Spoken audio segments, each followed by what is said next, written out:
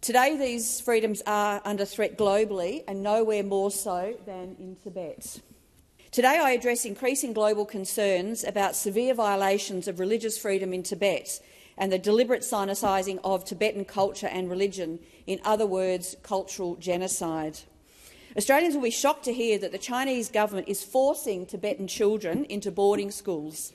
In fact, it is now believed that up to 80% of Tibetan children between the ages of 6 and 18 have been systematically separated from their families and sent to what the UN called colonial-style boarding schools with little or no access to their parents. The UN experts' report describes these schools as colonial in design and practice, serving the CCP's goal of Sinicising Tibetans through immersion in Mandarin Chinese instruction and a highly politicised curriculum. Voice for Aboriginal people in this country who suffered exactly the sort of situation described by Senator Reynolds, with the loss of family connection, the removal of language capacity and the diminishing of an entire culture, an abrogation of the sense of right to identity that it clearly belongs to the Tibetan people. 1 million Tibetan children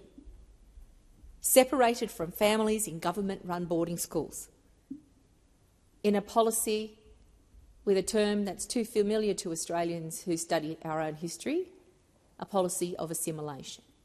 I rise today to speak in solidarity with the Tibetan people as a sovereign person of this country and the sovereign people of your country. What is happening in Tibet is cultural genocide. The Chinese regime is oppressing educational, religious and language institutions. The sovereign people of Tibet, I want to say that we see you, we hear you and we feel you.